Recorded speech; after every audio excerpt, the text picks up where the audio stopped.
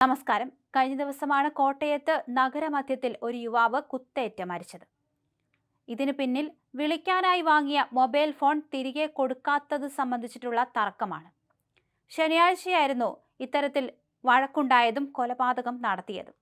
Pampady കുമ്പത്താനം തടത്തിൽപുരയിടം TN. വിനീതാണ് മരിച്ചത്. 33 വയസ്സായിരുന്നു. കേസിൽ ശ്രീകാന്തിനെ കോടതി റിമാൻഡ് ചെയ്തിട്ടുണ്ട്. ഒരു ബാറിലിരുന്ന് മദ്യപിക്കുന്നതിനിടയിലാണ് ഇവ രണ്ടുപേരും പരിചയപ്പെട്ടത്. പുറത്തിറങ്ങിയപ്പോൾ ശ്രീകാന്തിന്റെ മൊബൈൽ ഫോൺ വിനീത് വാങ്ങി ആരെയോ വിളിക്കുകയായിരുന്നു. ഫോൺ സംഭാഷണം നീണ്ടുപോയതോടെ ശ്രീകാന്ത് തന്റെ ഫോൺ തരാൻ പറഞ്ഞു. തിരികെ കൊടുക്കാൻ വിനീത് തയ്യാറായില്ല. തുടർന്ന് തർക്കമുണ്ടായി, കയ്യാങ്കളിയുണ്ടായി.